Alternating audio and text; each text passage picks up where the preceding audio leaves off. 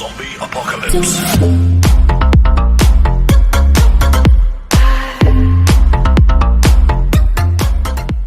Known as IDE building, and now being occupied by the Industrial Design Department.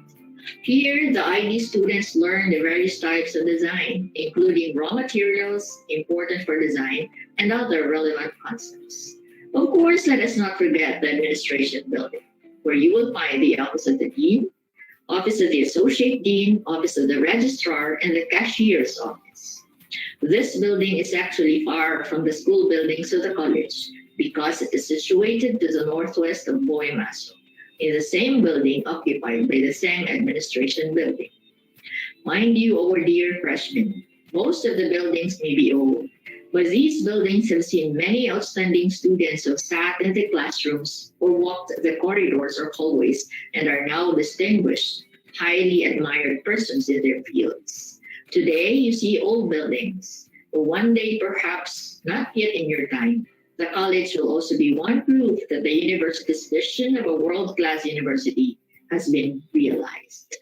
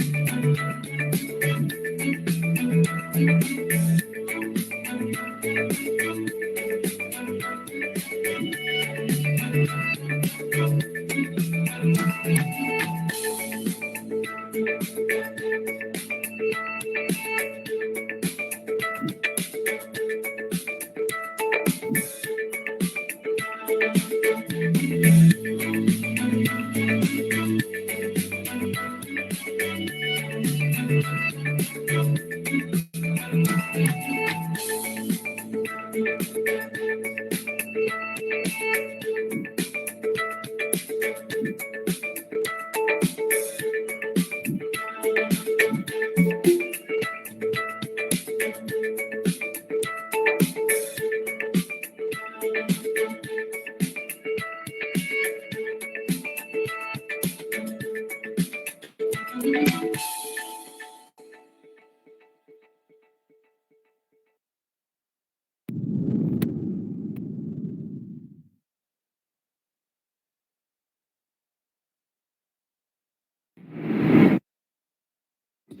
to Bicol University College of Industrial Technology. Busit is one of the colleges in the East Campus. Originally, the East Campus was just referred to as Brasat Campus. Then, Brasat became Busat, and later on, the College of Engineering was added. That for a time it became the campus for Buseng Sat. Just recently, the Department of Architecture became an institute, and so the East Campus now has three Bicol University colleges: the College of Industrial Technology, the College of Engineering, and the Institute of Design and Architecture. Busit is easily recognizable by its landmark, a concrete sculpture of a man holding a mallet, nicknamed Boy Mas. Conspicuously erected in the middle of a crossroads, a few steps from the SIT Arc, Boy Maso stands like a sentry of the SIT campus. Boy Maso is practically as old as some of the buildings of the college. One building, which is older than Boy Maso, is the Electrical Technology Building. Right now, it is almost completed and will soon be ready for occupancy for the electrical technology students. In the building, especially the laboratory rooms, electrical technology students will learn about electrical connections, installations, and the like. They get to practice how to become electricians, and so the laboratory rooms are designed for their hands-on practices. The building will also later house the offices of the various organizations, including the college publication. Meantime, the building is not yet granted occupancy. The electrical technology department is in one of the newest buildings, which I will introduce in a little while. Another old building which has stood and weathered innumerable typhoons is the long single-story building to the right of Boy Maso. You will notice that its rehabilitation is almost at its completion, and soon it will look as good as new and ready for occupancy when this pandemic is over. Half of the building and the end closest to Boy Maso was previously occupied by the Automotive Technology Department. The opposite end, on the other hand, is occupied by the Mechanical Technology Department, so you will see inside some of the equipment the MT students use in their laboratory, such as the lathe machine, milling machine, and CNC machine, to name it.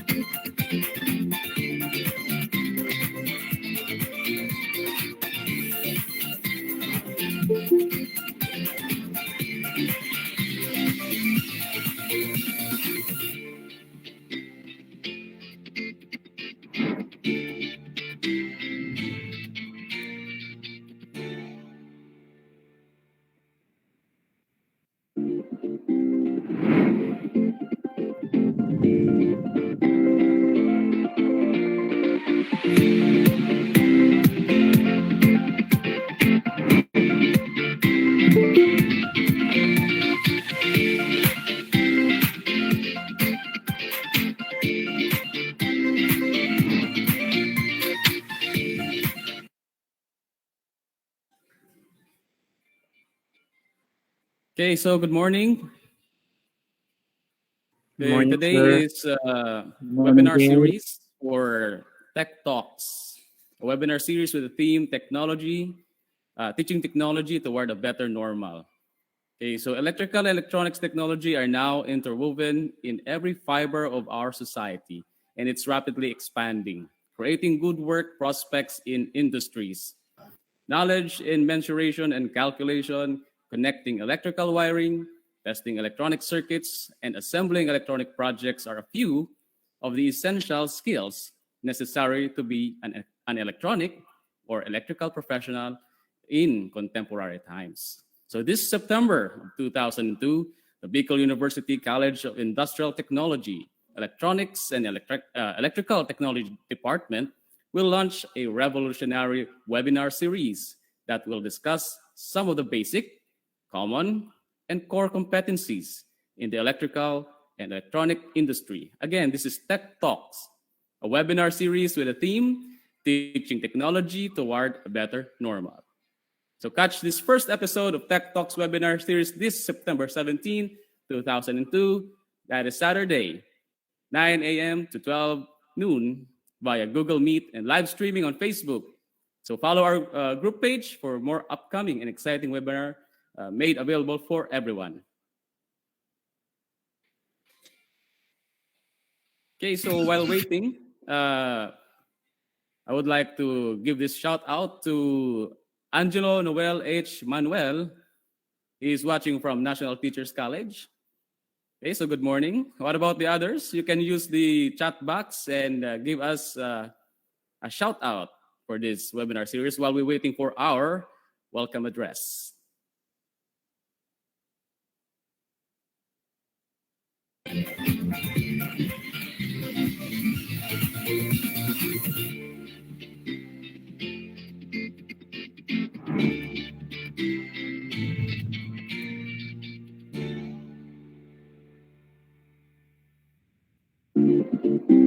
You know, si Mr. Angelo Paje. Yes, it is good to be back. Thank you for the good luck and support. Likewise.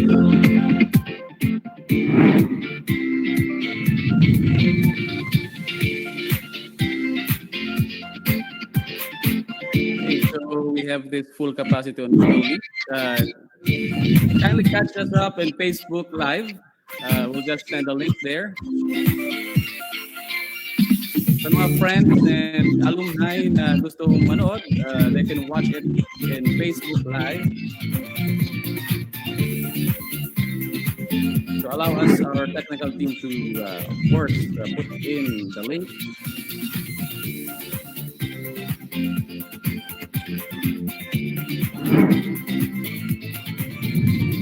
Okay, so we have a special shout out to our participants in the PDL of BGMT Region 5.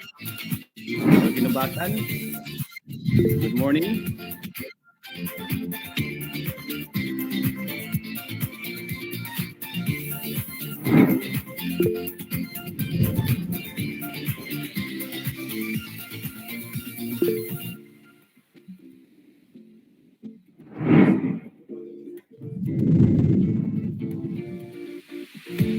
If you have any concerns, please do leave a comment on the chat box so that we can see your feedback while we are waiting for the introduction of our speakers.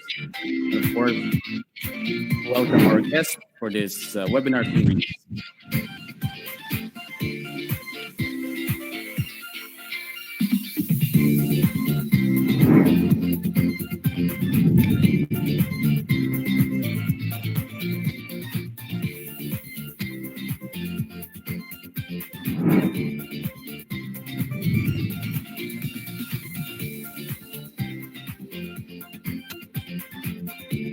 Yun siya, oh.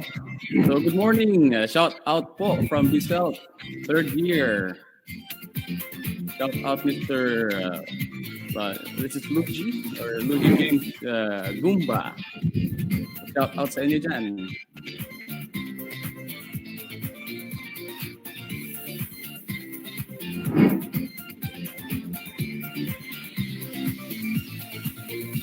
Okay, so yes, shout out sa mga students, no? Miss Christian Janelle Barba, naka-flatter naman yan. Nababago yung aking mood. Thank you, thank you. Simple lang.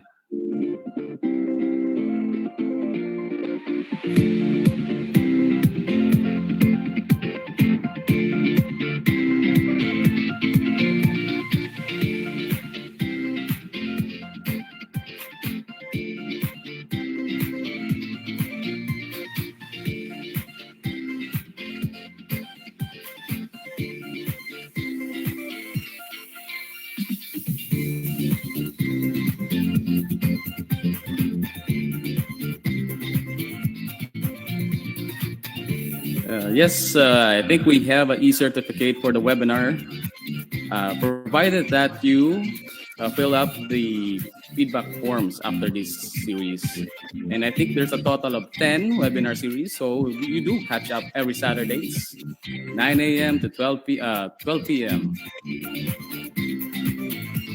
Yes, good morning, Mr. Christian B. Jebulan of Bisset first year. Yes, shout out po sa inyo mga freshmen of Bisset. Yes, Harvey Mendoza watching from Batangas State University, College of Industrial Technology. So yun, good morning. And of course, good morning, Mr. Benito Bascal, who is watching from Calaca, Batangas. So ayan, dumadami na yung mga pa-shout out. Yes, good morning, Sir Pogi. Shout out from the set 4A and special mention to Andrew Apuli. Malamig na ang kape. Wow, we got from Taal, Batangas. Good morning, Nico Tome. Pleasure is yours. It's ours, by the way. Sorry.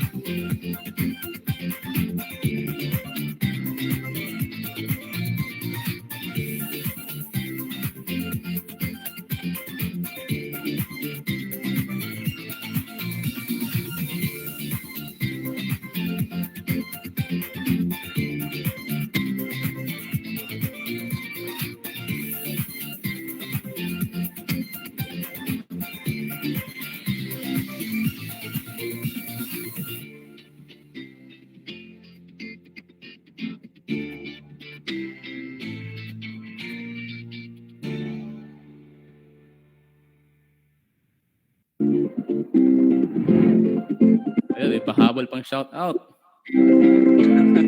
Shout out to Mr. Dominic Atienza. Alam mo na yan, pogi ka.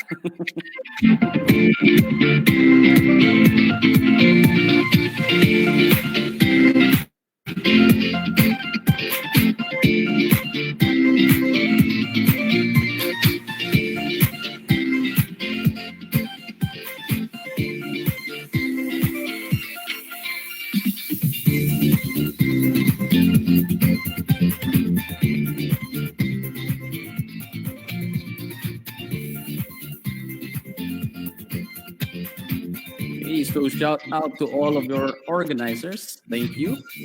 Watching again from National Teachers College. Sa mga hindi na makapasok sa Google Meet, yes, we will have to provide the link for the FB Live.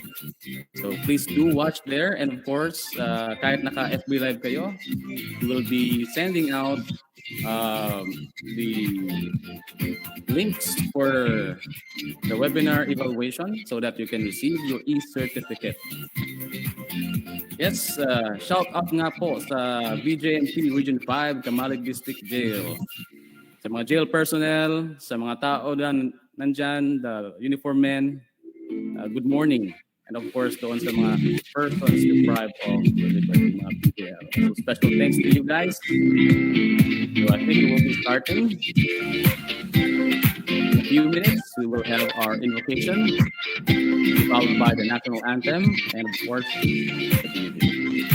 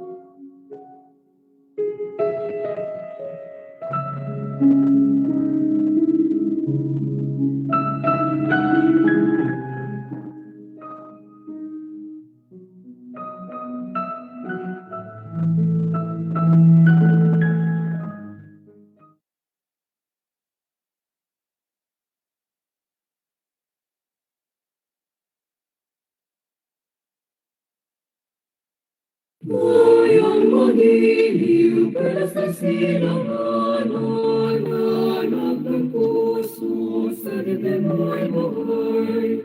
Lupang hinirang, guyat ka ng magiging, sa manlulupig, di ka pasisilig, sa dagat at bundok, sa simoy at sa langit na lahat.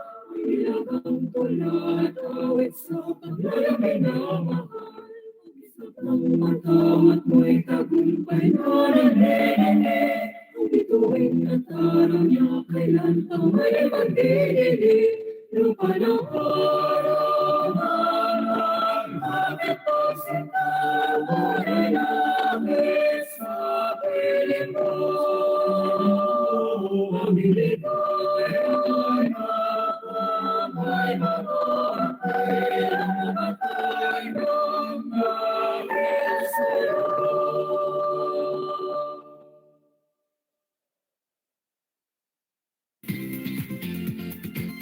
Okay, so good morning once again, and to formally open the program for the Set Itself Tech Talks, let's hear our welcome address to our very able and dynamic Dean of the College of Industrial Technology, Dr. Jonathan C. Arroco, for his welcome address.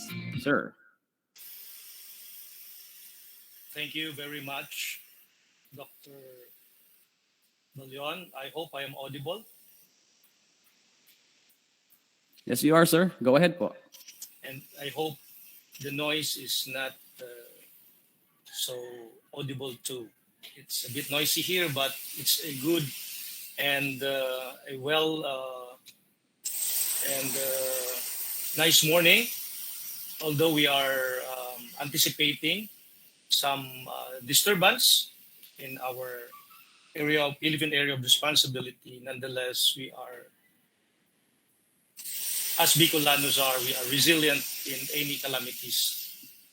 So once again, my greetings to all the partners we have today, the officials of the Bicol University, from the Sub-President, Dr. Arnulfo Mascareñas, and to the officials of the college, the Associate Dean, Professor Balieras, the Department Chair, Professor Joel Habalo, and the faculty members of the Electrical and Electronics Department.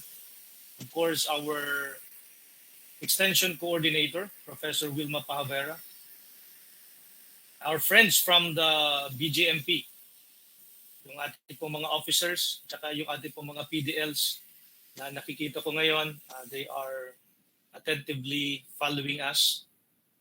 Sa mga organizers nitong webinar series and all those in attendance sa ating live FB at saka dito sa ating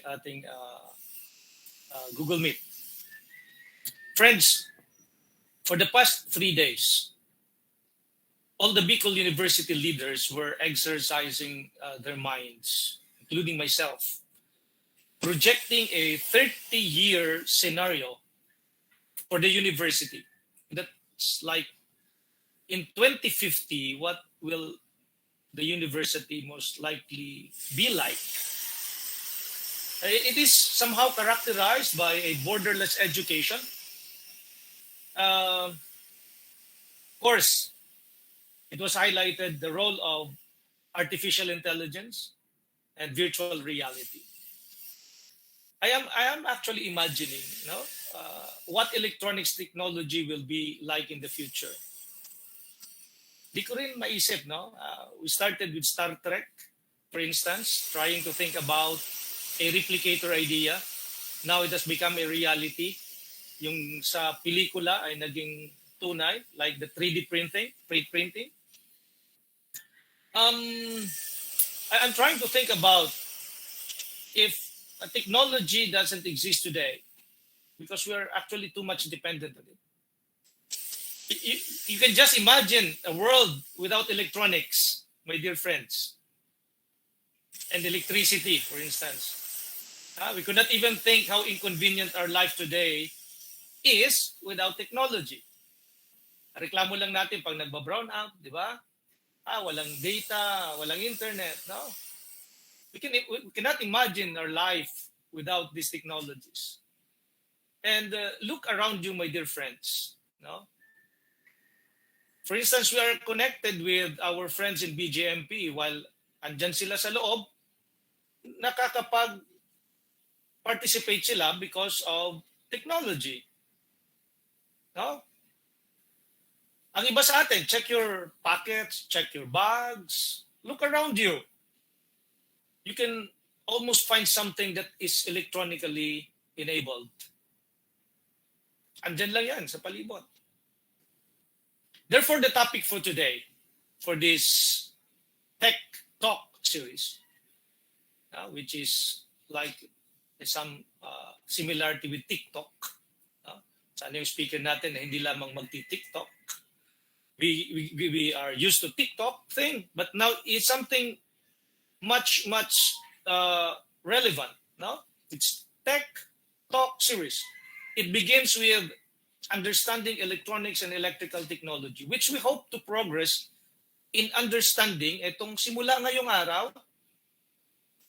Mag-unawain natin kung ano yung electronics at saka electrical technology, the basics of it, hopefully to progress our understanding to the wonders of this technology in the context of our situations today.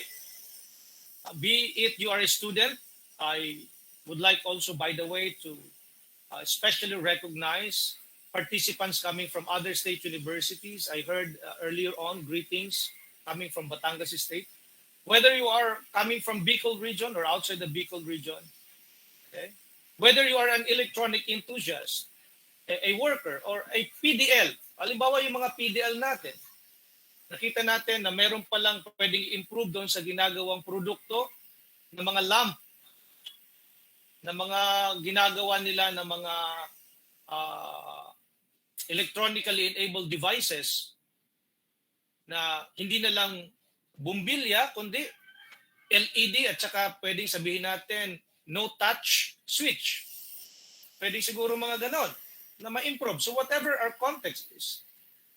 Or maybe we are just one who is somebody interested to know the complex world of electronics and electricity, which is, by the way, not an isolated discipline with other disciplines that offer solutions to so many world problems. Napakarami, no? Yung electronics at saka electrical technologies, only one of the drivers to solve problems. And certainly the world today needs electronics and electrical technology, especially that we have inaugurated Industry 4.0. And much less, it was accelerated by the COVID-19 pandemic. So hindi natin inaasahan na bigla tayong lahat, pero yung lahat naman ay nagkaroon ng acceleration ng paggamit ng internet, paggamit ng mga Skype, paggamit ng mga Zoom, connecting with your friends here and abroad. And the interconnectivity has been accelerated because of COVID-19 pandemic. And if you Google, my dear friends, if you Google kung ano ba mga trends sa electronics, makikita natin na ang sinasabi ni Google, mga advanced use of materials, mga bagong materials na siguro nadi-discover pa lamang, organic electronics. I remember when I was in Korea, they were already talking about skin electronics. If you are seeing, for instance, a watch, relo, na ginagamit natin sa ating mga wrist, linalagay pa natin, they are already talking about skin electronics. So I am just thinking what electronics will be like in the future. And miniaturization, nanoelectronics included. All of this, besides the disruptive technologies like the artificial intelligence and Internet of Things, which has actually enabled the manufacturing practices into its height, make it among the major drivers of the industry. That is why, my dear friends, I would consider this tech talk as a very significant activity of the department. I'd like to congratulate the Electrical and Electronic Department for coming up with this webinar series, because this really is very significant, not only for the students. And for this, I enjoin all of you to get a bit of this technology as we start, find out why is this shaping the future of industry, and why is it so significant in our daily living, and what can we make use of this to improve more and more our lifestyle. So with all this, alam ko mas maraming mga information pa kayong makukuha as you attend the series. And for this, on behalf of the Bicol University, mga officials natin, gusto ko na i-welcome kayo lahat sa ating webinar series na to, and sana ay mag-enjoy kayo at maging mas interesante ang ating mga webinar series na to sa pamamagitan din ng participation ng bawat isa. Kaya I encourage you to learn today and make the most out of the learnings. Kaya po sa muli, galing dito sa pamantasan ng Bicol, welcome ulit sa ating webinar series. Maraming salamat, magandang umaga po sa ating lahat. God bless everyone. Okay, so good morning once again. And indeed, technology has already been part of our lives. Yung sinasabi, sir, hindi kayo magiging present today if you don't have technology with you. And of course, naging part of nature na ng tao na kasama na talaga sa atin yung ating technology. Pag uwi nyo sa bahay, ang unang-unang yung gagawin ay mag-on ng lights. Pwedeng hawakan mo na yung cellphone mo. Kung wala kang wifi, magkoconnect ka sa 5G, and so on. So it has become part of our daily lives. Ngayon na tinamaan tayo ng pandemic, experience natin kung paano to gamitin ng mga technology sa ating mga bahay. So once again, I would like to very much appreciate the welcome remarks or address of our very able Dean, Dr. Jonathan C. Arroco. So next to our program, we would like to introduce now the resource speaker to be led by our department chair for BSET or BSET, Electronics Technology and Electrical Technology. Give us a warm welcome to our department chair, Professor Joel Habalo, to introduce our first topics speaker. Sir, good morning. Good morning. Thank you, Dr. J.R. Balyon. Good morning, everyone. Thank you for watching our first episode of Tech Talks webinar series this morning. Today, we are pleased to welcome Professor Joel N. Sales, the first speaker for Tech Talk webinar series, to give the overview of BS Electrical and Electronics Technology. Professor Sales is one of the senior faculty members of Bicol University College of Industrial Technology. From Electrical and Electronics Department, a faculty researcher, an expert on electronics technology. He is presently taking his doctorate degree in Doctor of Philosophy and Development Management, in which he has already completed his academic requirements. This morning, he will be discussing with us the overview of Bicol University and this technical webinar series. With that, I ask your full attention by listening to Professor Joel N. Sales. Professor Sales.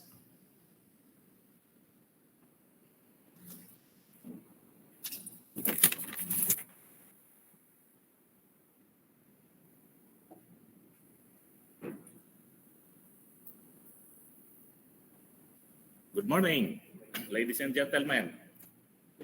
Welcome to Tech Talk. Today, I will be presenting the overview of the College of Industrial Technology. So let me share you my presentation.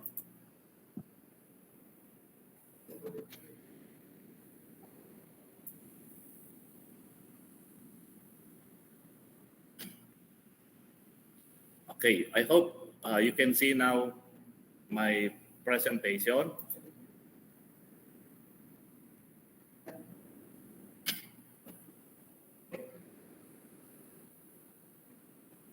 So, my topic is about program overview of the Bachelor of Science in Electrical and Electronics Technology.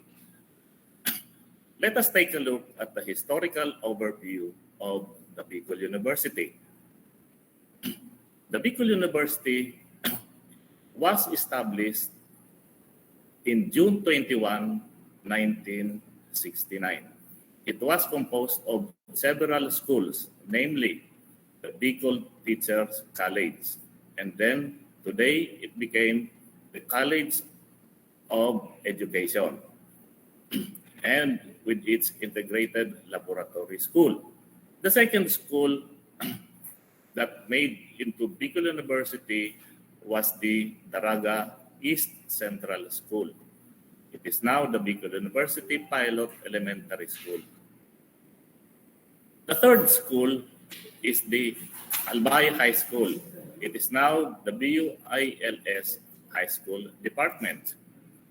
The fourth school is the Bicol Regional School of Arts and Trades, or the BRSAT, which is in Legazpi City. It was converted from the Albay Trade School by virtue of Republic Act 1129 on June 16, 1954.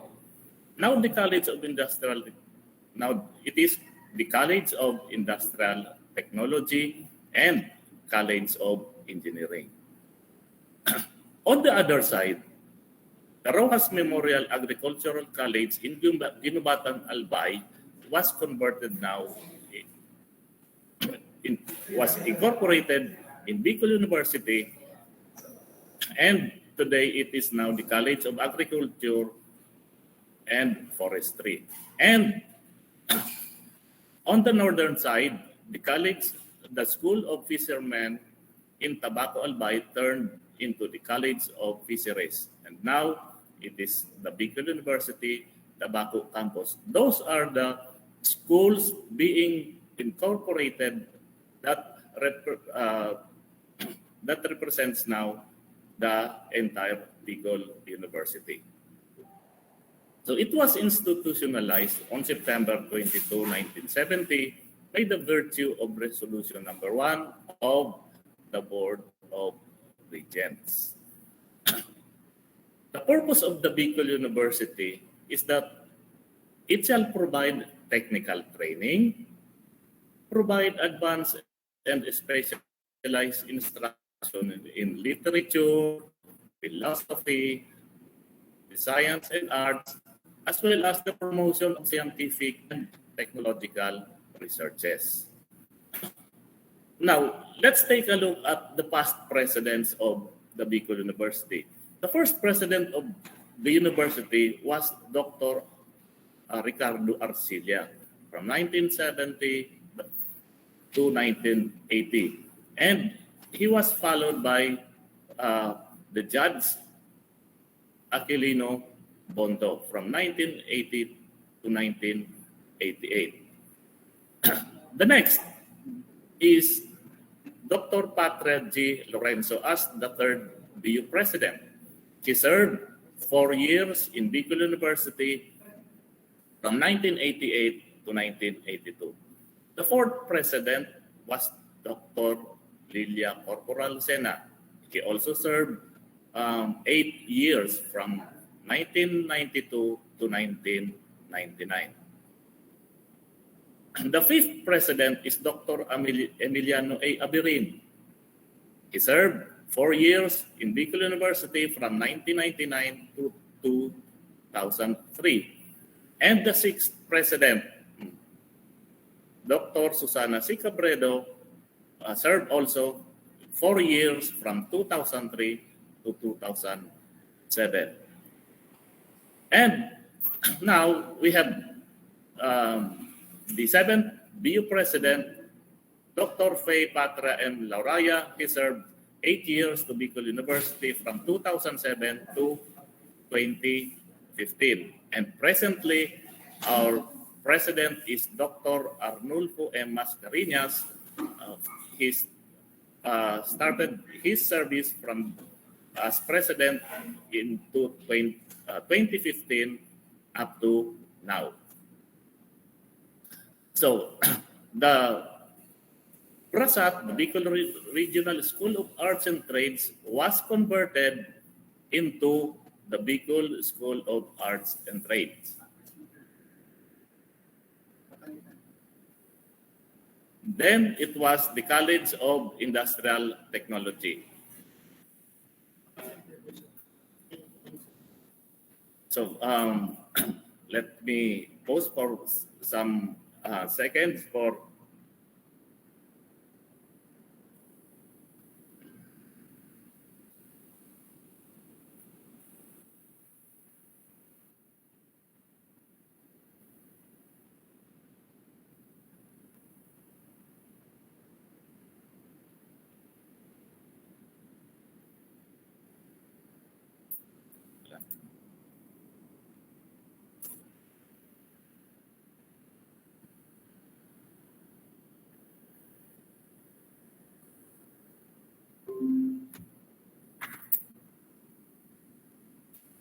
okay, so sorry for little inconvenience. Now, let us continue about the profile of the Bicol University. Today, the Bicol University, this is the website of the Bicol University. And recent, several days ago, the Bicol University passed with the QS Stars rating.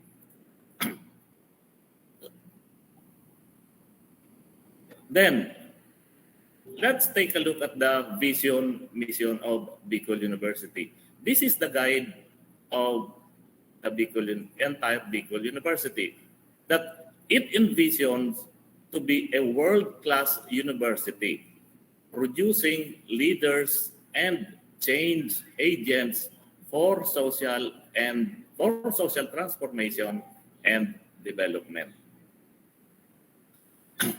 The mission of the Bicol University is it shall give professional and technical training and provide advanced and specialized instruction in literature, philosophy, the science and arts, besides providing for the promotion of scientific and technological researches. So those are the PU, vision, and mission. Now, Bicol University has also its quality policy, where the Bicol University commits to continually strive for excellence in instruction, research, and extension by meeting the highest level of clientele satisfaction and adhering to quality standards and applicable statutory and regulatory requirements. Now, let's take a look at the Bicol University College of Industrial Technology.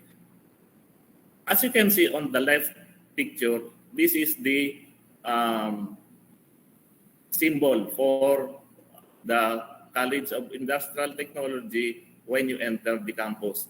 We call this as we commonly call them call this as Boy Maso. So because it uses the anvil and yung hawak niya yung maso daw as portrayed in the picture. So, nasaan ba ang Bicol University? Ang Bicol University College of Industrial Technology ay nandito sa likod ng Camp Simeon Ola. Kung ito yung ito yung kalsada, National Road. So, ang BRTTH ay katabi yung Camp Simeon Ola. So, yung Camp Simeon Ola ay nasa likod ngayon ang East Campus, which is situated yung College of Industrial Technology, College of Engineering, and the Architecture. Okay. So may dito sa saan ka dadaan papunta sa school? Kung dito ka sa National Road, titigil ka dito sa may YMCA, and may mga tricycle na pwede mong sakyan or pwede mo namang lakarin papunta dito sa campus. It's about 800 meters to 900 meters. So that is the location. Sa likod ng East Campus is the airport. Yung lumang airport ng Legazpi City. So that is the location of College of Industrial Technology. Let me present to you now the former superintendent, deans, and directors of PUSIT. The first superintendent of the BRASAT during those years is Superintendent Usmundo Dizon. He served 12 years as the superintendent of the Brasat then, from 1959 to 1970. He was followed by Engineer Vicente Navarro Sr. He also served 7 years from 71 to 1977. So the third director or head of the school is Dean Pamphilo Mahadas. He served from 1979 to 1982, 4 years in serving as the head of the Brasat then on. Then, the OIC Policarpio Camilosa also serves from 1983 to 1986. Kanya. Then, Director Luciano Apolinar served only 2 months from June to July 1986, and he was followed by Director Colonel Eulalio M. Del Aire Sr. So, ang iba siguro sa inyo, kilala si Sir Del Aire.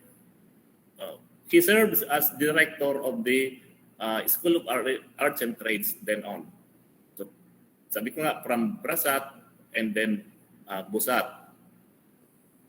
So, he serves Busat in 1986 to 1993 for 7 years. Then he was followed by Director Edgar Camba.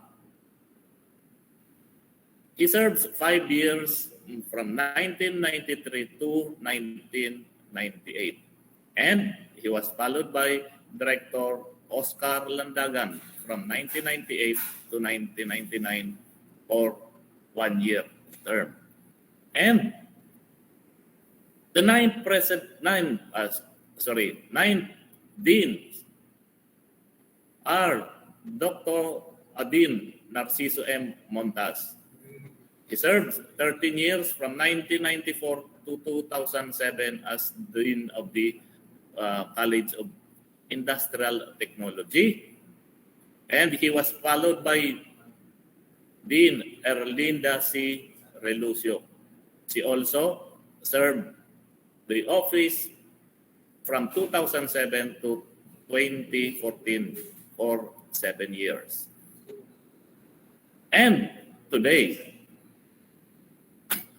our Dean, Jonathan C. Arroco, started his deanship from 2015 up to present. Siguro nakita ninyo si Dean kanina. He was the one who introduced, rather give the opening remarks of our activity. So he is now the present dean of our school. Okay. So our school offers 8 programs. The BS in Automotive Technology. Then we have the Civil Technology, Electrical Technology, the Food Technology, the BS in Mechanical Technology, the Industrial Design, Electronics Technology, and the Bachelor in Technical Vocational Teacher Education. Sa BTED has 2 specializations. The major in food service management as well as the major in drafting technology.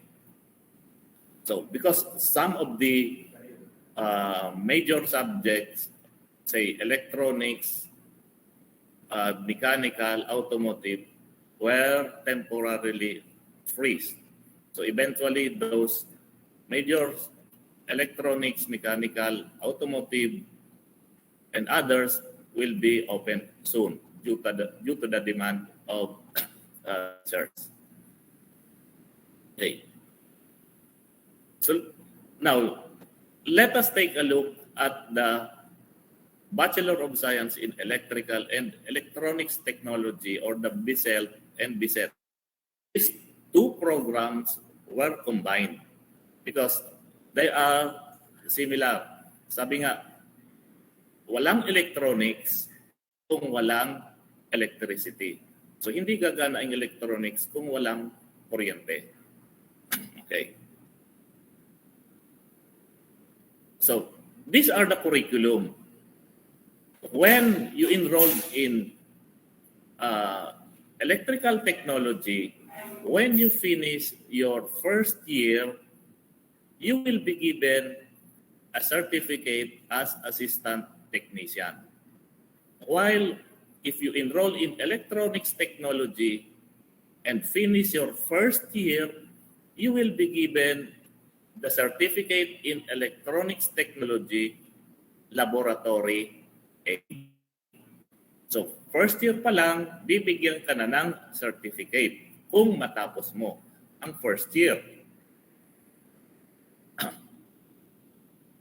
Next, kapag second year, once you enroll in, or rather finish in second year in electrical technology, you will be given the certificate in junior electrical craftsman. On the other hand, when you continue in electronics technology, finish it for the second year, you will be given as Diploma in Electronics Technology Junior Technician. On the third year, electrical technology will be given certificate as Senior Electrical Craftsman. So pag natapos mo yung third year, may tatlo ka ng certificate. Pang-tatlo yung certificate as Senior Electrical Craftsman. So much with electronics technology. When you finish your third year in electronics technology, you will be given as certificate in electronics technology. However, it is classified now as senior technician. And on your fourth year, kapag tapos ka ng electrical technology, your degree will be Bachelor of Science in Electrical Technology. While in electronics, your degree will be Bachelor of Science in Electronics Technology. So, electrical and electronics technology are 4-year courses. So, pwede ka naman mag-enroll first year, then if you will not be able to finish or rather continue your studies, you will be given the certificate. Yan, sa first year, certificate as assistant technician or certificate in electronics technology as laboratory aid. We call this as ladderized, parang hagdanan. So sa first year, pag natapos mo, mayroon kang certificate. So hindi masasayang yung pinag-aralan mo. Mayroon kang makukuhang sertipiko galing dito sa eskwelahan. Kapag nakapag-enroll ka dito sa electrical and electronics technology courses or program ng College of Industrial Technology.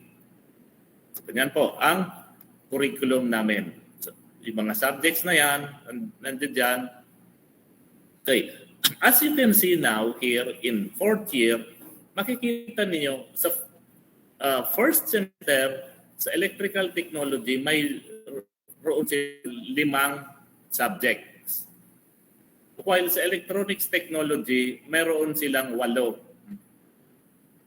1, 2, 3, 4, 5, 6, 7, 8. 8 subjects.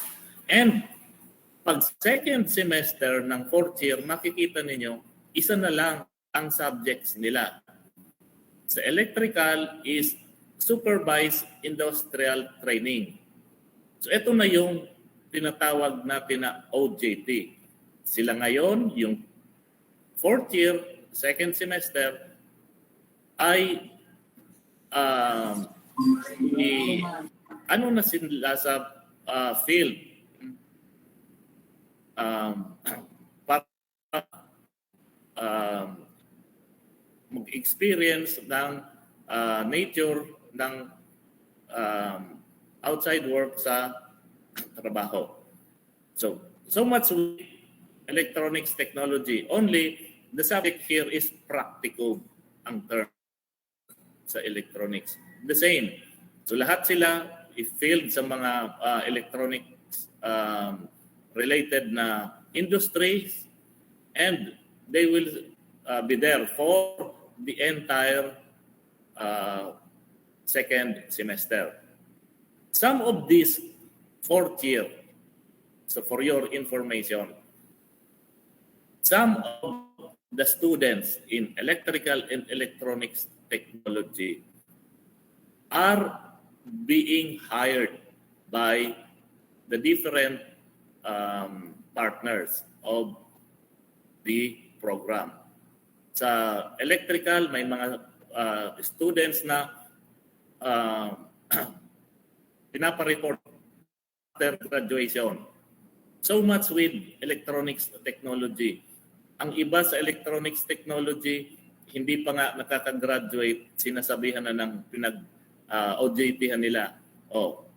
Once you graduate, dito ka na magtrabaho.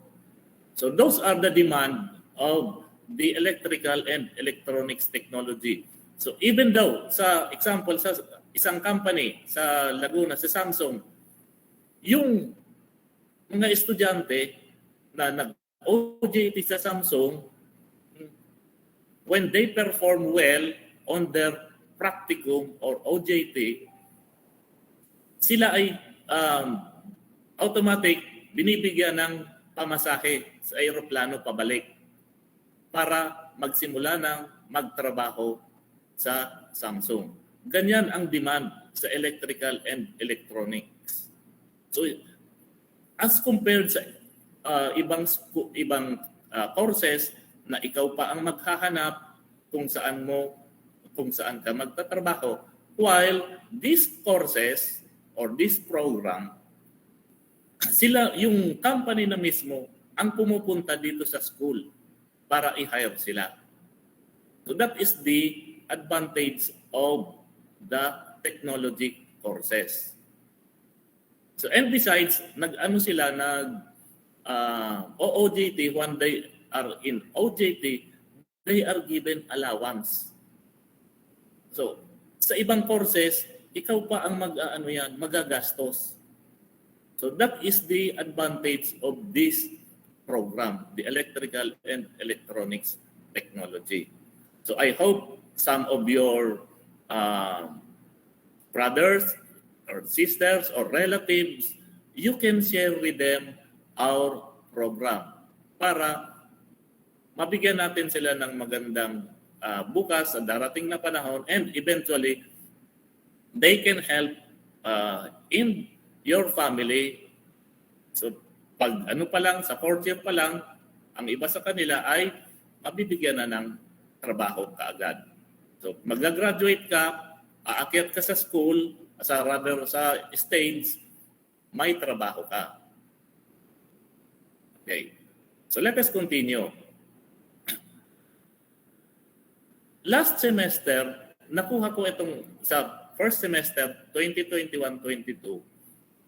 These are the statistics of students enrolled in different programs of the College of Industrial Technology.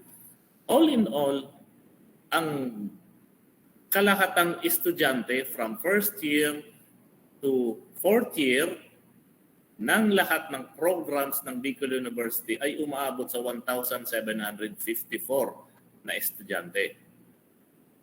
So ganyan po karami ang school namin, ang estudyante namin dito sa College of Industrial Technology. Wala pa dyan yung katabi namin, yung College of Engineering, halos ganyan din ang number of students nila. Plus, yung isang college, yung architecture, which ang na ngayon, ang tawag is IDEA, ang term sa ano yan, term sa college nila. So, let me present to you the Faculty of the Electrical Technology. So on your left side, as you can see, Professor Habalo is the department head of the electrical technology. He is an associate professor. Then, one of the professor of the electrical technology is Engineer Edgardo Bitancor, a registered electrical engineer. Then, Engineer Ronel Oropesa. He graduated from LaSalle as computer engineer. Then,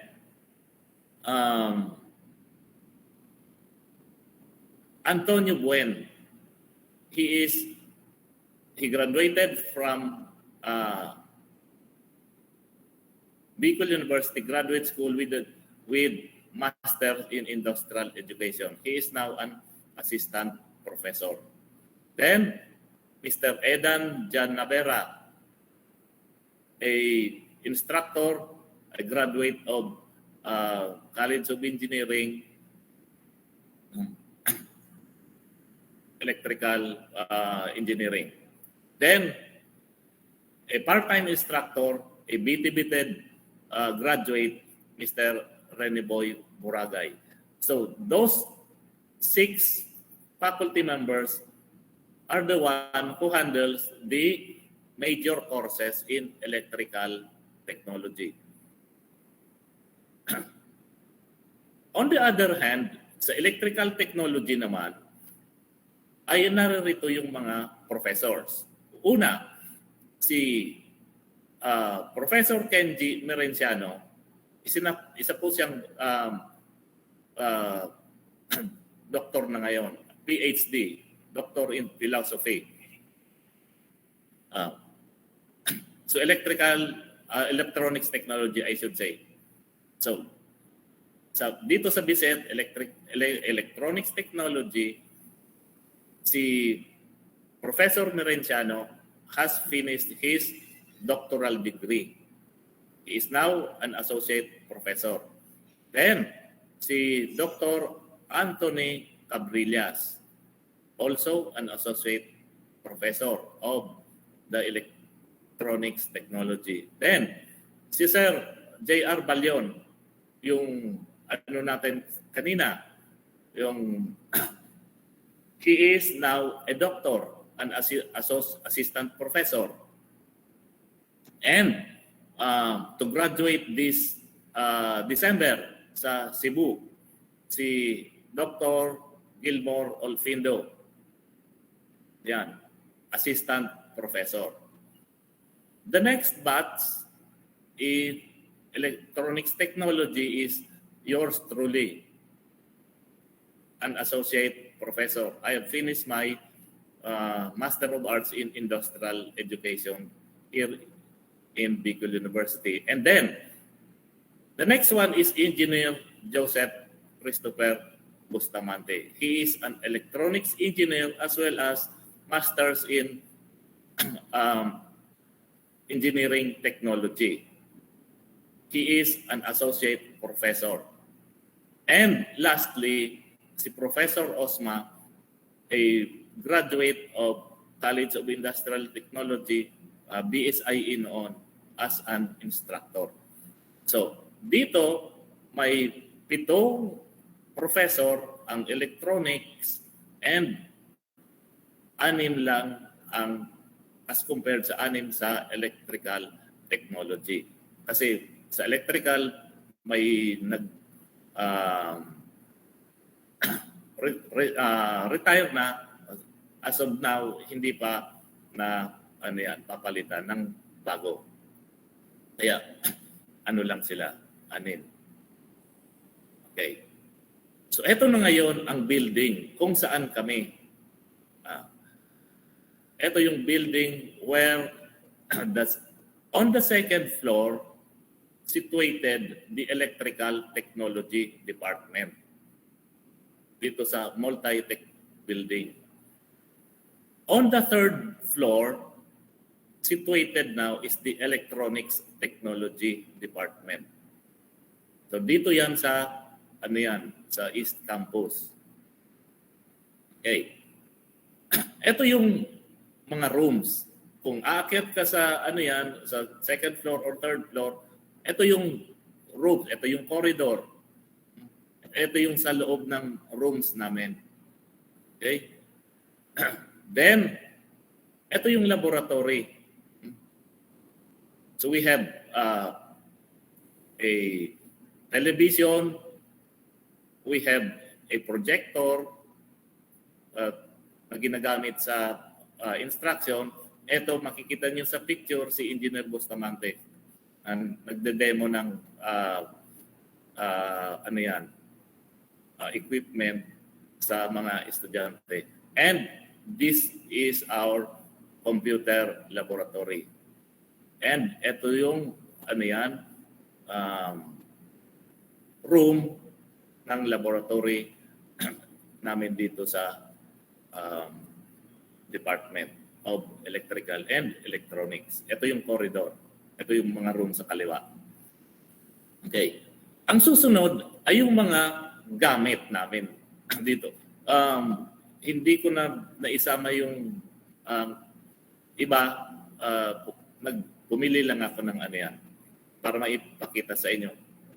These are the tools and equipment used in the delivery of instruction from electronics and electrical technology. Ito yung tester, ito yung sa industrial motor control, ito yung oscilloscope, ito yung function generator, then ito yung mga sa electrical circuits, ito yung sa CCTV. These are the different laboratory equipment of the department. Okay, so we have also a library situated. We have a new library, a newly sa loob mayroon diyan naka-install na closed circuit television.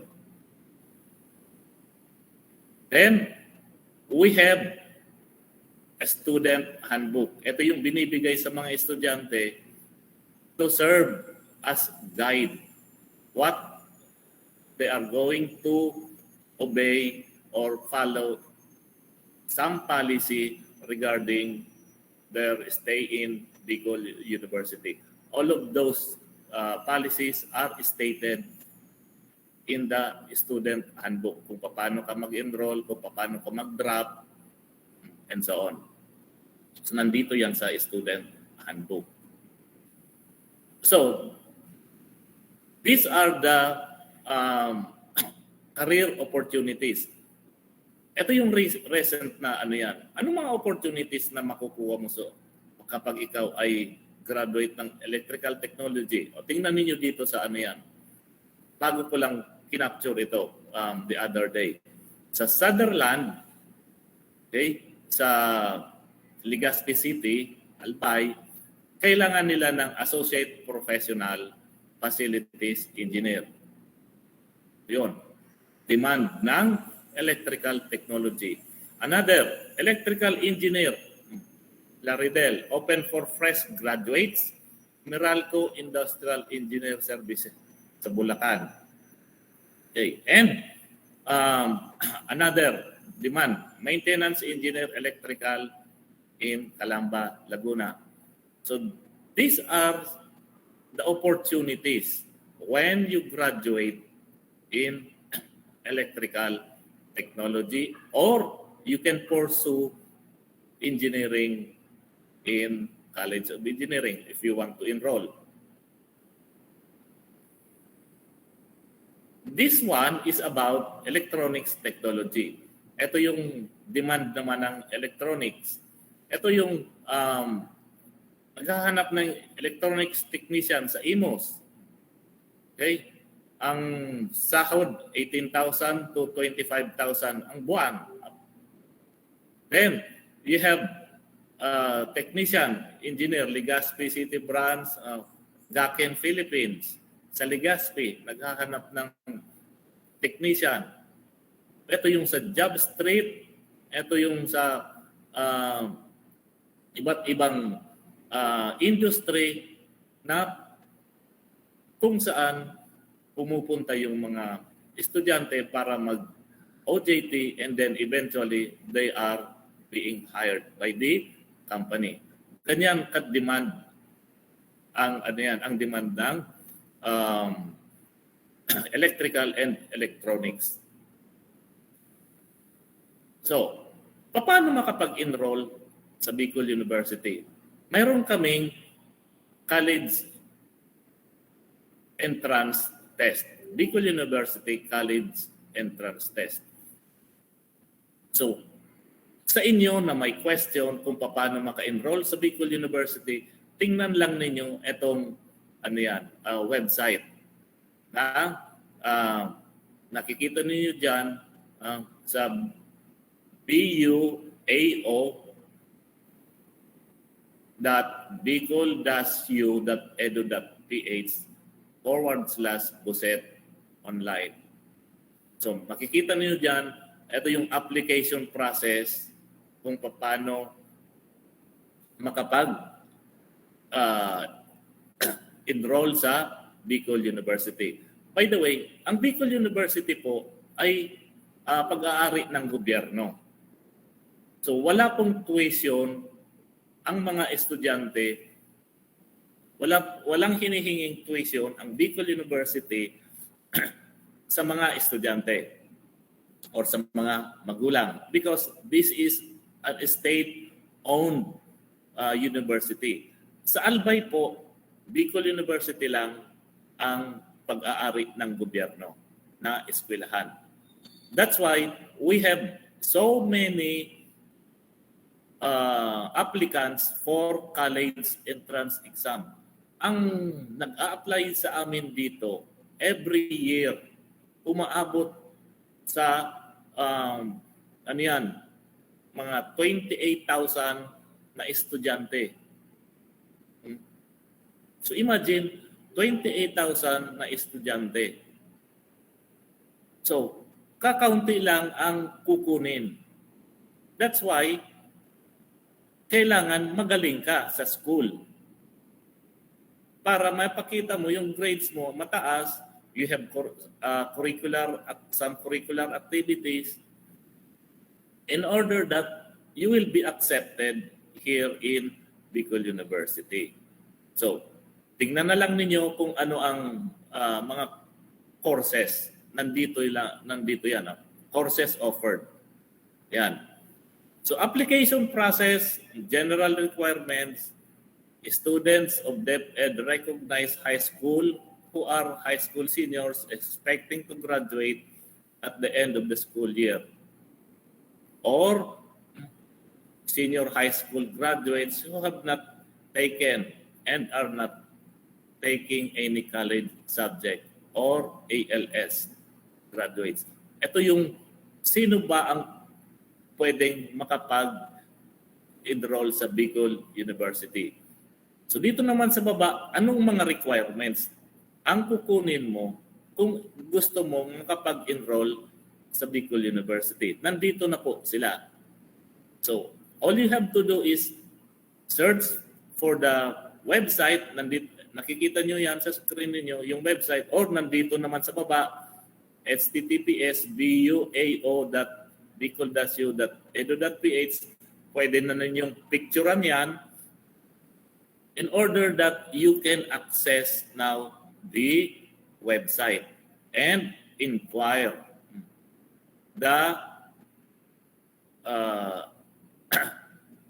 inquire for the entrance exam sa Bicol University.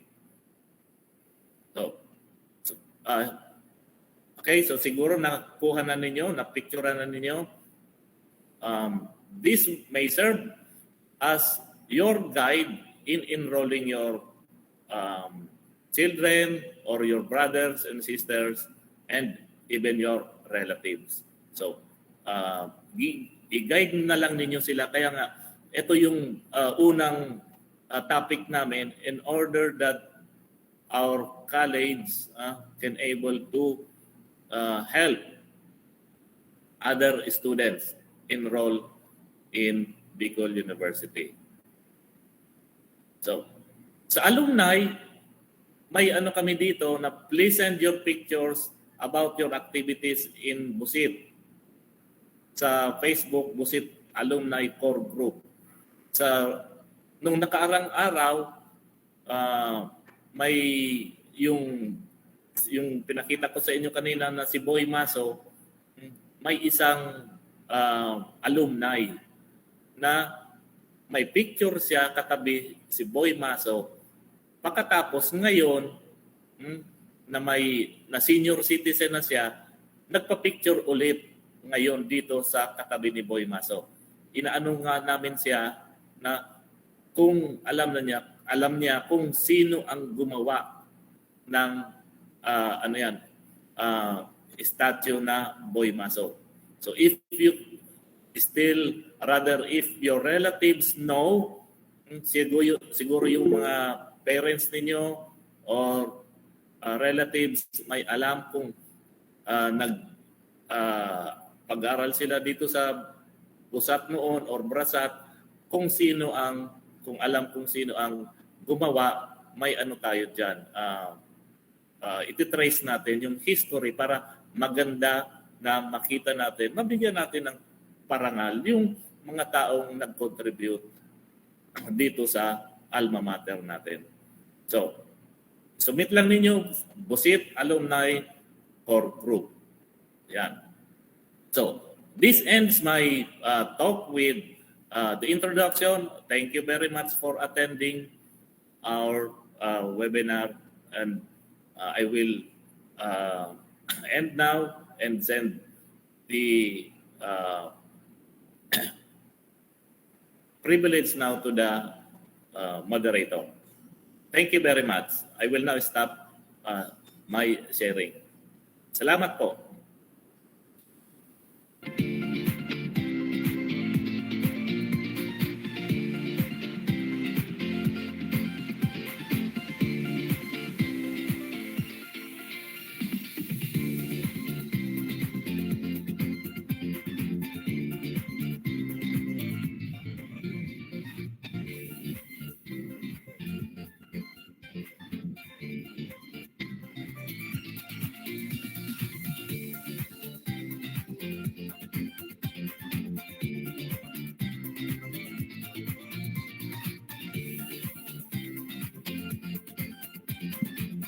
Okay, so good morning. Okay, so right now we will have our open forum as part of the program this morning. So please do reserve your questions. Please chat it on the chat box so that we can entertain the questions regarding our first webinar topic for this series. So dear participants, you can actually use the Google Meet chat box. Then also we will be entertaining questions doon po sa Facebook Live.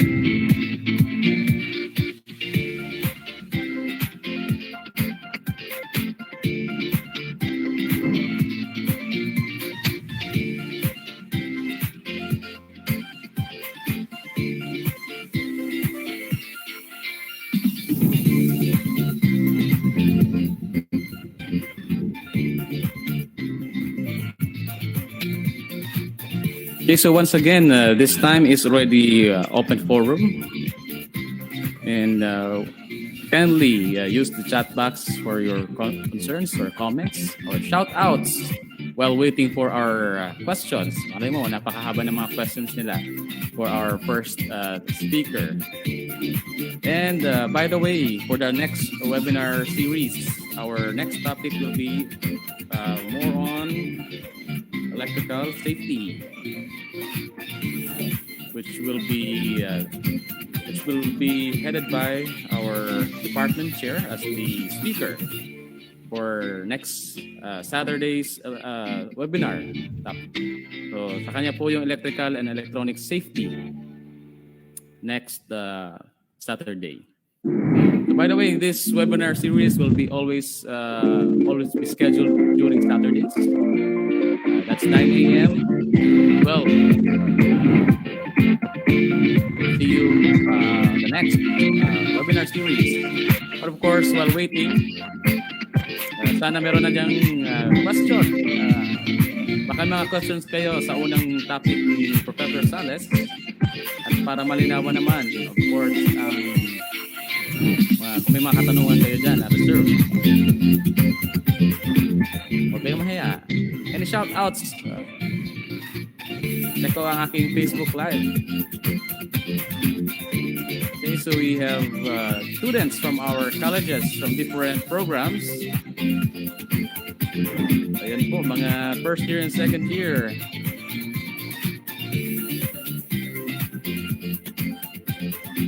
Okay, so we have our first question in our Google Meet chat box.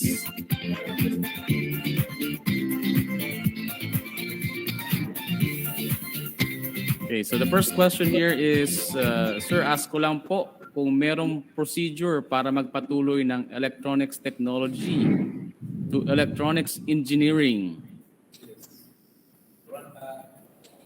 Okay, so Sir Sales, I think this is the first question for our webinar series po. Thank you very much for the very good question being raised. When you graduate in BS Electronics Technology, if you wish to continue your degree or have another degree in electronics, you can also enroll in other schools with the BS in electronics technology. Probably the school that you are going to enroll with will evaluate your credentials. It depends on the school. Probably you will just have your major subjects and finish the engineering course for 2 years, or even though pwedeng 1.5 years. It depends on the subjects that they will be crediting. Yung mga subjects na pinag-take ninyo dito sa sa BS, kung makikredit nila yon, ibig sabihin accepted nila yung subjects na yon, similar sa curriculum nila. So, yun na nga, pinakamatagal na yung 2 years na kung ikaw ay papatuloy sa mag-enroll ng engineering, so electronics engineering. So, yun lang po. Thank you for this question. Okay, so thank you very much for that answer, Sir Professor Sales. So pwede na continue after you finish graduating the electronics technology program. Of course, meron tayong evidence yan, class, dear participants, na yung ibang nag-graduate ay nakapagtapos po ng ECE dito sa locality natin sa Legazpi. So they are now already engineers, kung isipin. So I think we have Engineer Barajas, just to mention, no? And Engineer Atutubo. So they are the products of this college under the program of Bachelor of Science in Electronics Technology. So evidently, nandun na sila, and they are now licensed engineers. Okay, so any other questions that we can have in this webinar? We have a lot of time na pwedeng ubusin for the questions and answers for this open forum. May we hear from other participants?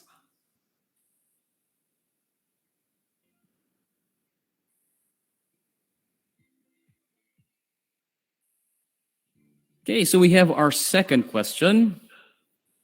Sir, ask ko lang po, kapag nag-graduate po kami ng BSEL, yung Bachelor of Science in Electrical Technology, and nag-pursue po kami ng engineering, covered pa po ba kami ng free tuition?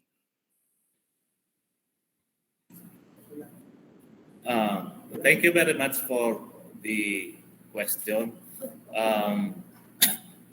So, siguro, I'm not sure with the answer because it depends on the registrar.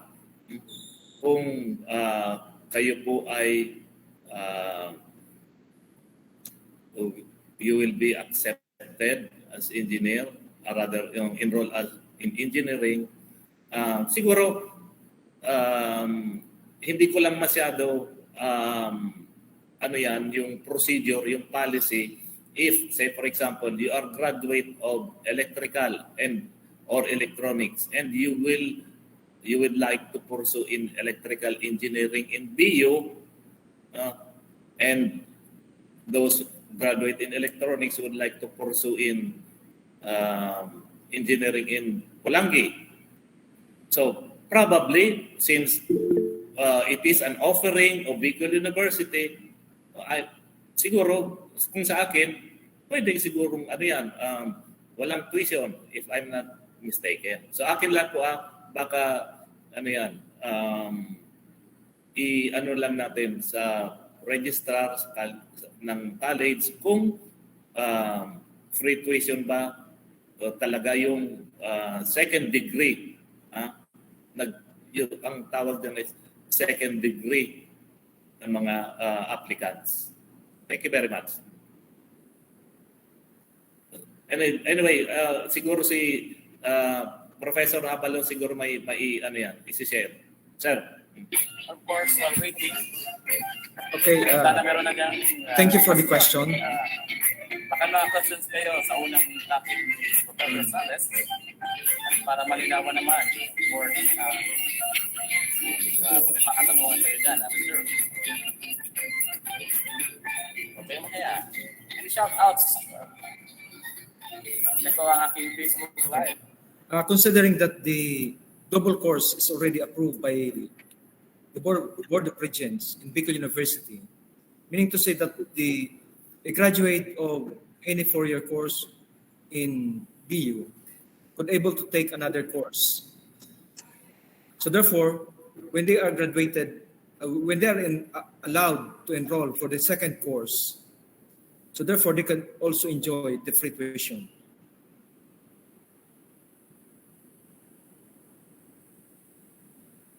Kasi approved na yung double course. Mag-take ng double course. Pag pinayagan kayo ng registrar na mag-enroll for the second course, so therefore, you will be shouldered by the Unifast to have a free tuition. Thank you. Okay, so thank you for those answers. And I think you have now the idea na you can continue for a second course, especially doon sa nagtanong ng electrical, going to engineering. I think ano ko lang dyan na advice is make sure you have good grades para ma-accept kayo for your second course. Siyempre, mag-i-evaluate po yan yung registrar. So be sure to make good output when you are enjoying your free tuition as a student, and don't waste this opportunity, especially na nandito kayo sa Bicol University. Okay, so yes, Mr. Gumba, nasagot yung tanong mo po. Okay, we have now the third question here, which is from Ms. Ana Briobo. Good morning. I think the question should be to our speakers. Okay, anyway, ask niya lang daw if allowed ba ang students to use lab equipments or the training module on their laboratories, or is it for the instructor only? So yun lang po ang kanyang question in regards with the lab equipment. Is it allowed for the students use, or is it only for the instructor? Sir Joel, take it away. Okay, thank you for the question. Now, we know that the equipment is for instruction. Okay. Now, yung gamit ay binili ng gobyerno para gamitin sa classroom. So, pinapagamit yun sa mga estudyante. However, kailangan may supervision pa rin yung faculty. Because hindi pwedeng pabayaan na lang yung ng faculty, yung teacher, yung estudyante na gumamit ng equipment. Kapag nasira yan, which is expensive, paano naman yung gagamit na iba? And mahirap sa gobyerno bumili ng ganon kamamahal na gamit. So I hope you learn now that every student has its own responsibility also to take care of those equipment, as well as the instructor has also the responsibility of overlooking or supervising the students to behave properly when inside the laboratory. Thank you very much. Okay, so yun po ang ating kasagutan. So, while you are a student of this university, you have to already practice responsibility, no? Also ownership, kasi yung ating gamit ay provided sa atin na ating gobyerno. So, yung ownership class or participants is yung tipong yung kahit gamit niya ng iba ay tinatrato mo siyang gamit mo rin. So, in that way, you have value to what is the supplies and materials provided to us. So, syempre naman, additional, we have to practice safety. So, nandyan naman yung ating mga professors and instructors who will guide us along the way in using our lab equipments. So, I think napakaganda ng ating discussion today. And to add, there's another question here from our extension office. So meron pong nag-relay na questions regarding this one. Ang sabi dito, ano daw pong requirements para matake ng exam for Master Electrician? I think this is the RME. I think the RME for PRC. Sir Sales, take it away. Thank you very much for the question. I hope let me pass this question to our department head, Professor Habalo, who might be the authority to answer the question because he is a registered master electrician.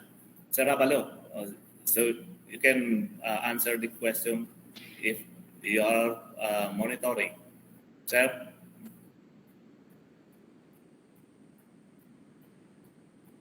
I think Sir Habalo is not monitoring. Sir Balyon, will you please repeat the question? Okay. So again, the question here is, ano po yung requirements para makatake ng exam for Master Electrician or the Registered Master Electrician sa PRC? Yun po. Requirements done, you have completed a certain number of units. Okay? Since hindi ka pa naman graduate ng electrical engineering or electrical technology, siguro, if I'm not mistaken, siguro third year.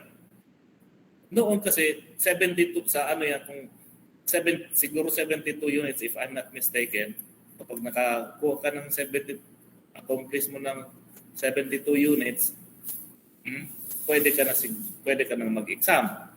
So, I don't know kung ano yan, kung may bagong policy ngayon na sinusunod. So, siguro, when Sir Habalo is already there, we can answer the questions precisely. So definitely, I cannot answer your questions because si Sir Habalo ang dapat mag-ano niyan as electrical. O baka naman si engineer Bitangcourt, who is a electrical engineer. If you are monitoring, so pwede sir sigurong ano yan, pakitulungan kami ng para sagutin yung tanong dito. Sige Sir Balyon, next question. Okay, so I think we can have that reserved for the meantime while waiting for the availability of our department chair, Professor Habalo. Anyway, if we're going to take RME, I think nandito na ata si Sir Habalo. Sir Habalo, you can be on board. Pardon, I couldn't hear the question, sir. Okay, so for the benefit of the student who has this question, yung tanong niya, sir, is ano daw po yung requirement na mag-take ng registered master electrician sa PRC? Based from the new electrical engineering law, the Republic Act 7920. So it depends upon the students who will be taking the RME. First, if you are a graduate of high school graduate with knowledge in electrical, so you need to have a 4 years experience in industry before you are allowed to take the master electrician exam. And you will be certified by a professional electrical. You will be certified by an electrical practitioner like registered master electrician or professional electrical engineer or even master electrician, that you really have an experience of at least 4 years experience. Then if you are a student in electrical technology or electrical technology graduate, you need to have 2 years experience in electrical industry before you are allowed to take the licensure exam for a registered master electrician. And again, the requirements is still, you need to submit evidences that you really have this experience and also the academic achievements that you have. So, yun ang kailangan mong gawin. And siyempre yung mga other requirements like ID or so you can ask for specific requirement dun sa PRC, the Professional Regulation Commission.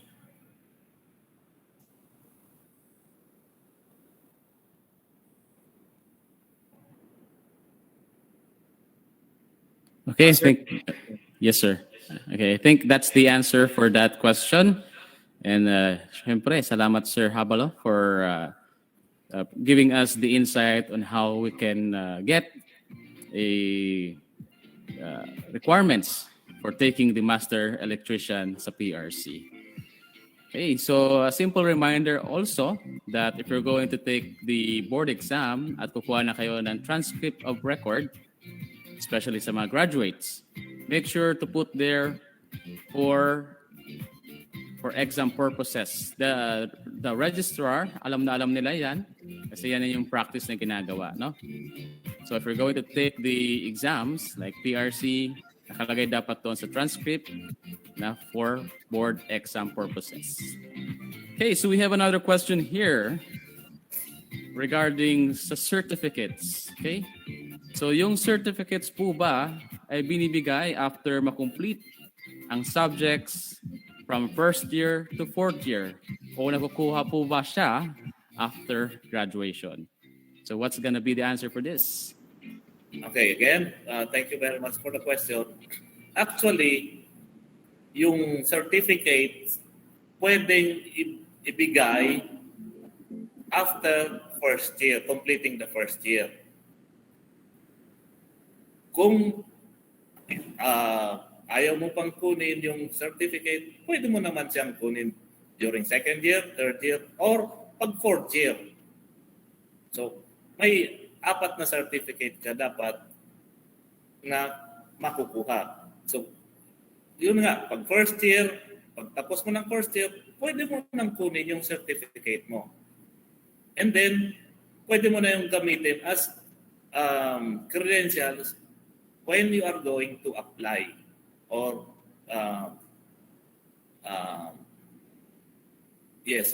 apply for a job. So any time you just go to the registrar and ask for your certificate. Nandiyan lang. Ang ano nga sa yung iba nakakalimutan na i-claim yung ano yan, yung certificate. Sayang naman. Sige, yun lang. Okay, so nasagot na po yung katanungan regarding sa certificates. Yes, that's the advantage of a ladder type or ladderized program or course. So every time makomplete mo ang isang year level, makukuha mo yung certificate. But make sure that you all pass the required subjects. So baka magtaka ka na di mo makuha yung certificate because meron kang naiwan na subject. So make sure that you always accomplish each subjects required for the year level. So again, you can claim this after your first year. You have your laboratory aid, then your second year as junior technician, then third year as senior technician, and of course, pag graduate mo, you have your diploma. So that's the advantage, no? If you're looking or applying for a job as a student, you can use the certificate. Okay, so thank you for that. Any other questions that we need to clarify? Yes, of course. Thank you, Mr. RJ. Okay, while waiting for other questions, no, I do see here some students from the best MSCAT. No? Napakahaba ng pangalan ng university na yan. That's Dr. Emilio B. Espinosa Sr., Memorial State College of Agriculture and Technology. So shout out po dyan sa Mandaon, Masbate. Mga technology din ang kanilang ino-offer na courses. Okay, so while waiting, do we have other questions doon sa Facebook Live? I think meron akong nakita dito. But sabi dito, graduating civil technology siya. And he's going to continue civil engineering. Is that allowed, sir? So, nasa civil tech na tayo. Pardon, Sir Chai, please repeat the question. Yung question niya, sir, graduating siyang civil technology student. And he want to continue civil engineering. Okay, thank you for the question. So, it depends now on where you are going to enroll. What college you are going to enroll. Because probably your civil technology subjects, yung mga major, ay hindi makredit kung sa ibang colleges ka pupunta. So, kung, say for example, dito ka nag-aral sa College of Industrial Technology, Civil Technology, and you would like to pursue civil engineering, yung mga major subjects mo, at titingnan ng registrar kung pare-parehas ba ang units. Okay?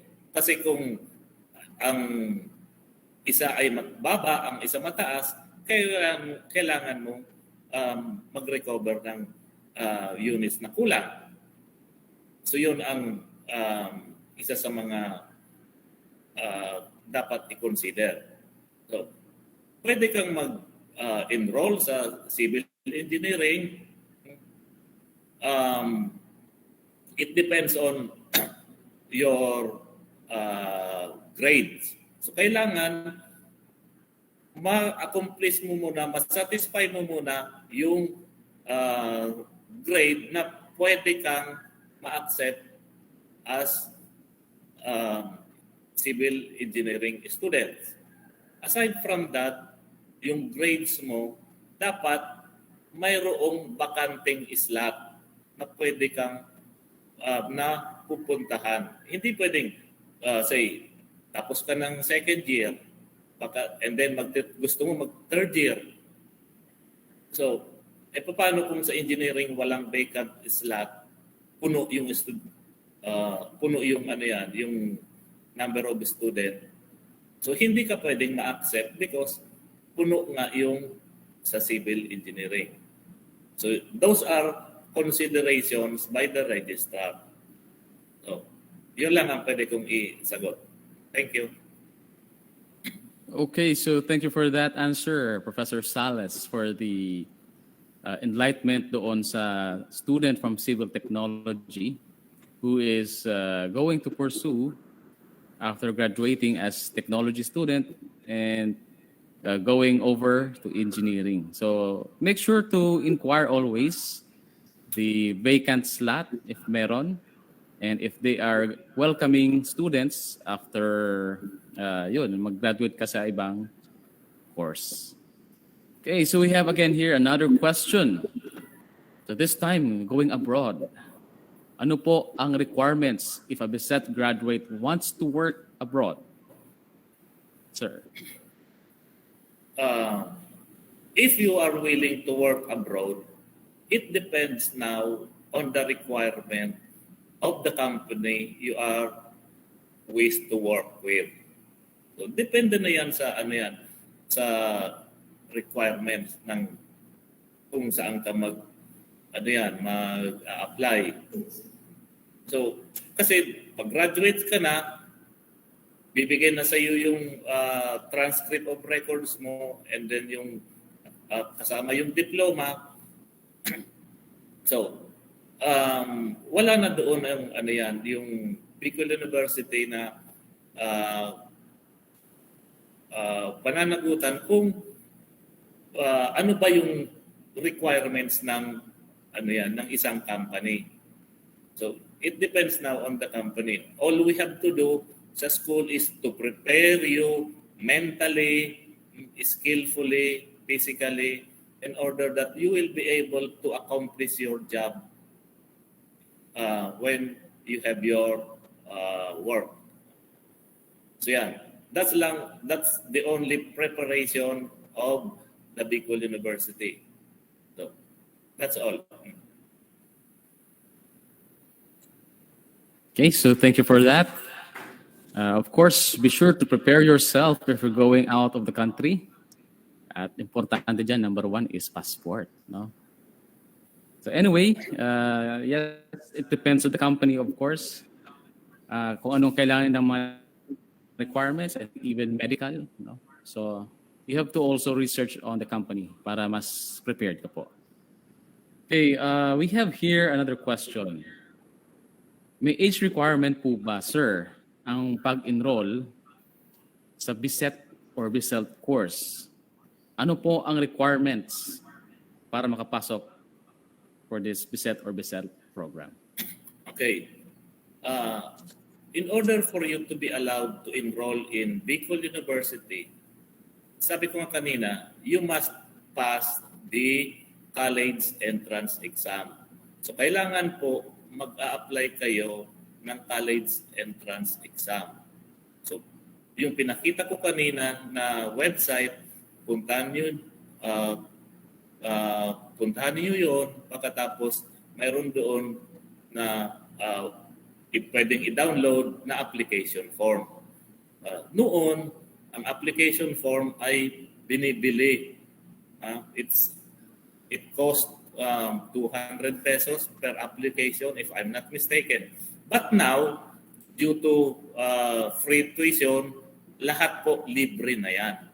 Kaya nga, nag-aagawan mag-enroll sa BU because libre. Ang requirements lang, kailangan mong i-download yung form, fill up the form properly, and accomplish all the requirements listed therein, and then follow the procedures and submit that to the admissions office. So, pag na-submit mo na, okay na yung requirements, bibigyan ka na ngayon ng kung so ngayon, baka ibalik na yung online, rather yung face-to-face na exam. So during the pandemic, walang exam na nangyari. Ang ginawa ng Bicol University, tiningnan yung mga grades ng mga estudyante, isa-isang tinitingnan yan. Imagine kung mga 28,000 na applicants, iisa-isahin yan ng personnel ng ano yan sa admission. Kakaunti lang sila dyan na personnel. 28,000 na students, titingnan yung mga grades ninyo. Aside from the grades, titingnan pa yung mga extracurricular activities. Ano bang mga sinalihan ng mga activities mo nang ikaw ay nasa high school? So kasama po iyon sa required sa ano yan sa points. Kaya may mga ano yan na mababa ang score because yung ano yan, yung isang estudyante ay walang extracurricular activities. So therefore, wala siyang point sa area na yon. Mayroon lang, kung mataas man ang mga grades mo sa card, kulang pa rin yung score mo because wala kang extracurricular activities. Kaya nga, kung gusto ninyong maka-enroll, follow the requirements, download the form, libre lang yan yung form, and then nandyan lang yan sa website. And then, dapat ang estudyante ay masigasig mag-aral. Dapat may mga extracurricular activities. Ano pala yung mga extracurricular activities? Dapat sumasali ka sa mga competitions, sa pwedeng sports. Ako nga, sa ano yan, I'm the coach sa, ano yan, rather, yes, I'm the coach sa swimming ng Bicol University. Kaya, kung ang mga anak, kung ang estudyante ay may inline sa sports, that is a credit for them. Credit yan sa inyo na mas mabibigyan ka ng mataas na puntos kung may ganito kang mga activity sa school. Yeah. So this October magkakaroon naman ng ano yan, BU Olympics this coming October. So lahat ng mga estudyante sa lahat ng mga campuses sa Bicol University ay magtitipon-tipon dito sa main for sports activity. So yung oval, pinaprepare na yung oval for athletics. Nag-meeting kami last Thursday with the IPSR director para ihanda na yung mga kailanganin sa sports activity this coming October. Kaya nga, kung makapag-enroll kayo sa BU, there are so many activities na pwede niyong salihan. So, pwedeng academic related, pwedeng sa sports related. So, yun nga, yung tip ko lang sa mga mag-i-exam, yun, dapat may mataas ang grade ninyo para as well as dapat may extracurricular activities kayo. Yung mga bata para mas mataas ang chances na ano yan, makapasa kayo. So imagine, sa 28,000, kailangan ninyong talunin yung iba. Paano mo matalo yung other students? Kung wala kang ano yan, kung wala kang extracurricular activities. Yan, kaya challenge. Kakaunti lang ang napipili sa BU because hindi naman kailangan i-accommodate yung 28,000 na ano yan, na mga applicants. So, that's all. Thank you very much. Okay. So napakahaba ng sagot sir regarding sa gustong pumasok sa Bicol University. Anyway, there is no problem with age because I recall meron nga ditong student na more than 60 years old, no? So yung ano lang diyan is makapasok ka, makapag-take ka ng exam and let's say if you are an ALS, no, alternative learning system graduate, no, and na-meet mo naman yung requirements to enroll in the higher education, pwede po kayo mag-take ng BUSET. Okay, so I think we have another question here that was relayed to the Extension Office. The next question is, may similarity po ba ang electrical at electronics technology if mag-a-apply po ako sa isang industry? Thank you very much for the question. May similarity ang ang curriculum ng electrical and electronics sa first year first year ng curriculum. Say, sa fundamentals kasi dito sa first year electrical and electronics, fundamentals, ang isang major is fundamentals of electricity. Okay, fundamentals of electricity. Ngayon, ang electronics naman, fundamentals of electronics.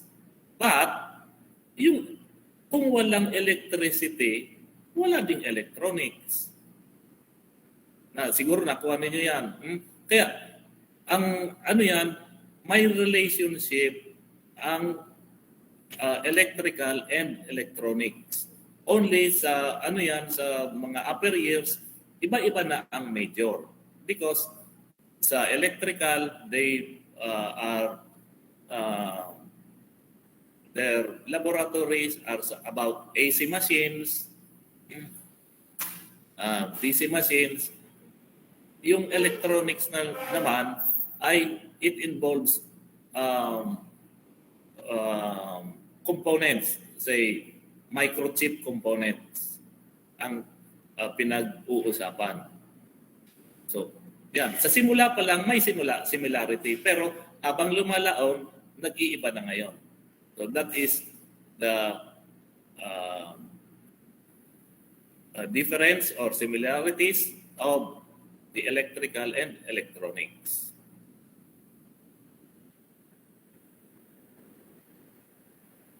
Okay, that's all. Okay, sir. Salamat po. Okay, so there's also another question that was relayed to me. Ang question dito ay, basahin ko ulit at eto na.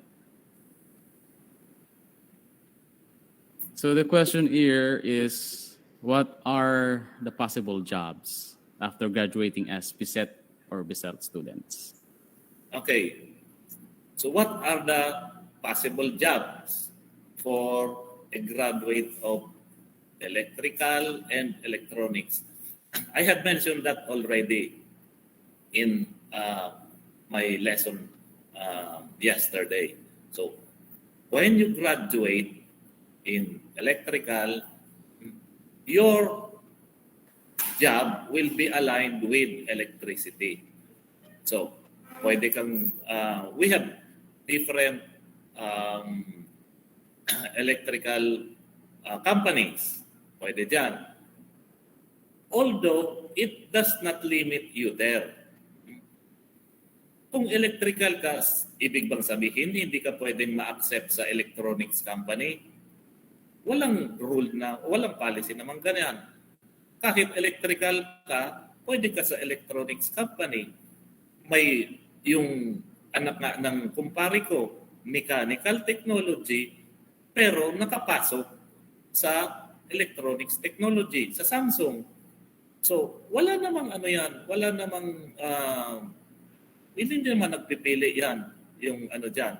Basta, you will qualify, and besides, for those who are listening right now, ang pinipili po ng mga company, seldom na mataas yung grade, ang importante ay may maganda kayong character. Character po ang number one na kinukonsider ng mga company na ina-applyan.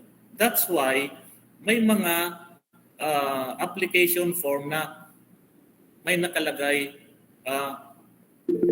character reference. Sino ba yung mga kilala mo na sa school na pwede mong gamiting character reference or personal reference? Tinatawagan yan ng mga tao na yan. Kagaya ko, yung newly graduate na na student namin sa electronics, ginawa akong character reference. Tumawag sa akin yung HR ng company. So, kilala mo ba, sir? Eto si ganito. Dapat maganda ang record mo sa school. So, yes, sabi ko, kilala ko yung ganyan. Si mabuting estudyante yan, mapagkakatiwalaan. He has a good character. Magaling magtrabaho. So, yun ang kailangan ng company. Secondary na lang yung mga grades. Because sa company, ang kailangan, paano ka makipag-deal sa kapwa? Are you a team worker? So, ganyan yan tinitingnan sa company. That's why, dito pa lang sa school, tinitrain na kayo ng ganyan. Kinahanda na namin yung mga estudyante para pagdating sa labas, they are prepared enough to face the reality of the outside environment. Yeah. Thank you very much. Okay, so I think that was a very in-depth, answer ni Sir for this question and answer. So I think, of course, if you're going to continue, after graduation, if you're going to get your career, specifically, ang hanapin po dyan ay skills, no? And na-mention ni Sir that the most important part of that is character. So meron nga tayong kasabihan na attitude first before skills. And besides, skills can be trained. After graduation, you can get your own specialization para mas ma-enhance mo yung mga nakuha mong learnings in your 4-year degree. Kasi sometimes, meron din kailangan dyan ng tinatawag na upgrading, no? So you have to invest in your credentials. Okay, so there is a follow-up question dito na sinasabing, gusto ko po magtayo ng sariling... Wait muna, Sir Yes Jai. po. Si Sir Abalo siguro may rejoin ka. Okay, sir. Yes, you are recognized. Professor Habalo? Can I give also an additional job opportunity aside from said by Professor Sales? So base po sa tracer study, yung mga electrical graduate, nakapasok din po sila sa iba't ibang government agency. Considering that electricity is a phenomenon, kahit saan gumagamit tayo ng kuryente, may nakapasok sila especially doon sa Bureau of Fire. Kasi isa sa mga trabaho sa Bureau of Fire doon sa inspection, electrical inspection. So medyo aligned po sila yung mga graduate ng electrical technology provided that they have eligibility, like the should pass the master electrician exam. Yung iba nakapasok sa nag-shift ng career into teaching. Pumasok po sila sa pagtuturo. At yung iba may nakapasok sa police. Pero yung trabaho nila sa police, they act as electrician in a particular station. Kaya marami po yung may nakapasok sa Samsung, the electric utilities like Meralco, sa LRT. So malaki po yung job opportunity ng electrical graduate. Kasi lahat na gumagamit ng kuryente, pwede nilang pasukan.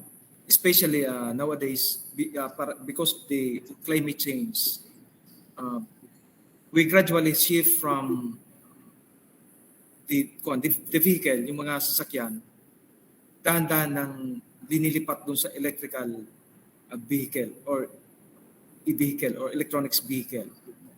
So that is another opportunity for electrical graduates for you kung itinatanong niyo po yung job opportunity. Or even the mga malaking mall dito sa Bicol region, kung tatanungin mo yung mga electrician dyan, yung electrical maintenance, may makikita ka dyan na graduate of pursuit na electrical technology. So, yan lang po ang kadagdagan, Dr. Balyo. Thank you. Ayan po. So, nag-join force na yung dalawang Joel sa aming department. And yun, ang dami ng inputs that will help, of course, and also provide motivation for the graduates of this program, Electrical and Electronics. Okay, so we have here, I think this will be the last question for this open forum. Meron tayo ditong follow-up question, sir. Gusto ko po magtayo ng sarili kong repair shop. Nag-o-offer po ba ang BUSIP ng mga trainings para madagdagan ang kalaman ko sa pag-repair? Lalo na ngayon na halos mga advanced na ang mga gadgets. Thank you.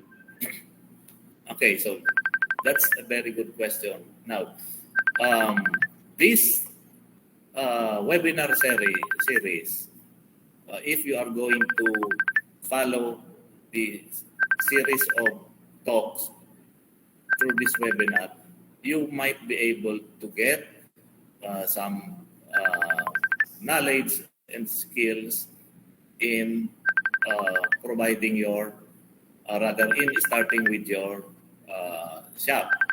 So, kaya dito sa school, dinidevelop namin yung skills at saka yung knowledge. So, sa kung gusto mo magsimula ng repair shop, okay, yung nga, kailangan mo muna mag-job order, rather mag-OJT. So, sa pag-OJT mo, titingnan mo na yung sistema ng pinag-OJT-han mo na repair shop. Okay, kung gusto mo mag-repair shop, tayo ng repair shop, mag-OJT ka sa isang repair shop. Pag-aralan mo na yung sistema ng repair shop na yon. Kung gusto mo tayo. So ngayon, habang pinapag-aralan mo siya, ano ngayon ang idadagdag mo sa repair shop mo na advantage? Huwag mo siyang kagayahin. Ano ba ang idadagdag mo na mas maganda ang repair shop mo compared dyan sa pinag-OJT-han mo? In that manner, mas maganda ang opportunity, mas maganda ang chances mo na maging successful because probably yung service mo, mas maganda ang sistema. Yun nga, kwento ko sa yan. Alam ba ninyo na yung yung may-ari ng National Bookstore ay manggagawa lang ng Goodwill Bookstore? Isang cashier ng Goodwill Bookstore, pinag-aralan niya yung sistema ng Goodwill Bookstore. Pagkatapos, nag-ipon siya. Tapos yung naipon niya, na sahod, yun ang pinagsimulan niyang sa paggawa ng company. Ngayon, tingnan ninyo, mas malaki ang National Bookstore kaysa sa Goodwill Bookstore. So yun. Kaya kung ikaw gusto mo mag-repair shop, pumasok ka sa isang repair shop, mag-OJT ka, pag-aralan mo yung sistema, pagkatapos i-innovate mo para mas maganda ang sistema. Tingnan mo yung yung Shopee. Ang Shopee ay galing sa Lazada. Yung may-ari ng Shopee, pinag-aralan yung sistema ng Lazada. Pagkatapos, in-innovate ano yung mga magandang idadagdag natin. Kaya, tingnan niyo, mas maganda ang ano yan ng Shopee compared sa Lazada. So, I hope I give you some information or hint on how you will start with your shop later on. Sige, thank you very much. Okay, so thank you very much for that answer, Professor Sales. Okay, so I think we are now actually in the last part of this program, and I would like to have this opportunity for the closing program. Anyway, I also saw another question doon sa Facebook Live, but ako na lang po mag-take over. For the students, like gusto mo magkaroon ng sariling tools or will the school provide the tools? Ang masasabi ko lang, it is an advantage habang estudyante ka at nag-iipon ka na ng mga tools of the trade because your job and your career will benefit from it. So yun po. So to give these closing remarks, I would like again to give my thanks to our first speaker, Professor Sales, for the very contextual overview of the program of BISET and BISELT for this first webinar topic, which he includes the program offerings of our college in Bicol University College of Industrial Technology. Na-mention niya yung curriculum, and we have this very dynamic interaction of this open forum for this webinar topic. So before I close this program, allow me to give my thanks and utmost appreciation to the support and approval of the Bicol University Administration, headed by our very able and dynamic SUC President, Dr. Arnulfo Mascareñas, SUC President 4, and of course, the Vice Presidents, Dr. Ami Dorosan for the Academic Affairs, the Vice President for Finance and Administration, Attorney Joseph Bartolata, the Vice President of Research, Development, and Extension, Dr. Luis Amano, and the Vice President for Planning and Development, Dr. Eddie.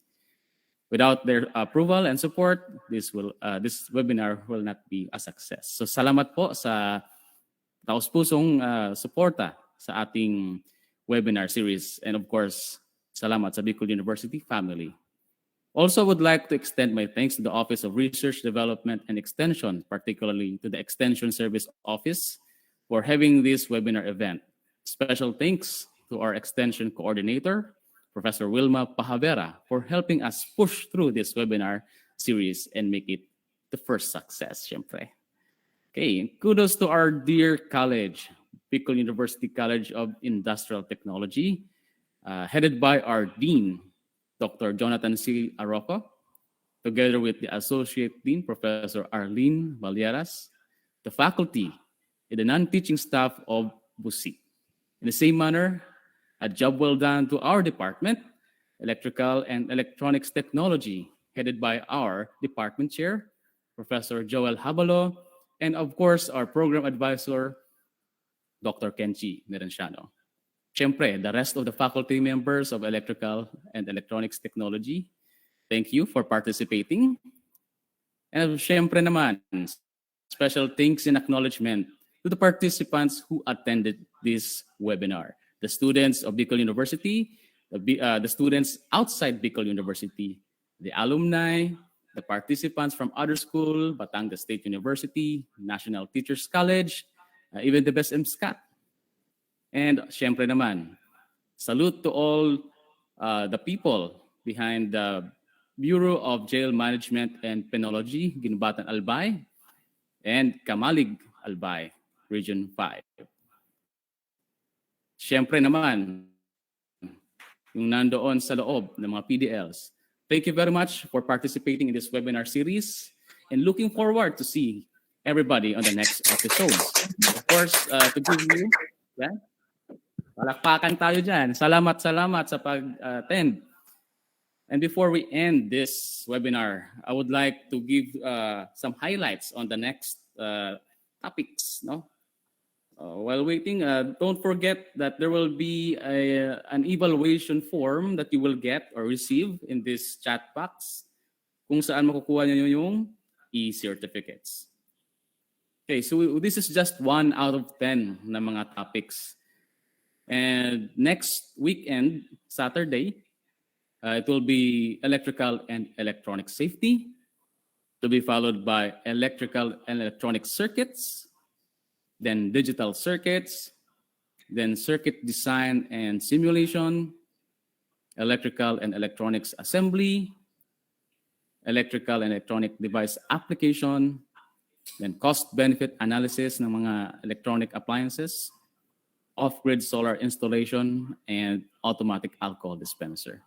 So meron po tayong 10, and that is 10 e-certificates that you will receive once you attended this webinar series. Okay, so again, this is your host, Dr. J.R. Balyon, and looking forward to see you on the next episode of this webinar series. Again, this is Tech Talks. Thank you very much, and good morning.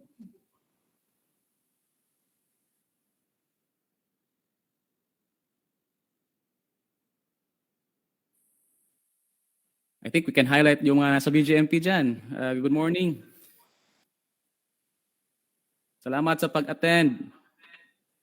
And I hope you learned a lot. Thank you po. Good morning po. Yes po, salamat. Ginubatan. And nandyan pa ata yung Kamalig. Yan si Sir. Salute to you. Salamat, salamat.